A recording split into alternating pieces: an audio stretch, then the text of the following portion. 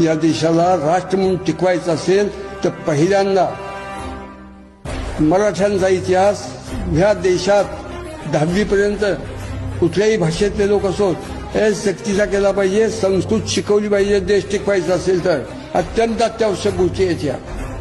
पण एक कार्याची इच्छा उत्पन्न होईल असं महाराष्ट्राचं शासनही असलं पाहिजे. शिवाजी, संभाजी, शहाजी, जिजामाता ह्या व्यक्तिमत्वांच्या मुळच आज जो काही देश दिसतोय तो दिसतोय. महाराष्ट्र नाही, संबंध देश. महाराष्ट्र मेला तरी राष्ट्र मेले, मराठ्या विना राष्ट्र गाडा न चाले. राष्ट्राची, देशाची, देवाची, धर्माची कडवी भक्ती असलेला समाज जोपर्यंत उत्पन्न होत नाही तोपर्यंत हे असंच होत राहणार आहे. त्याला इलाज नाही.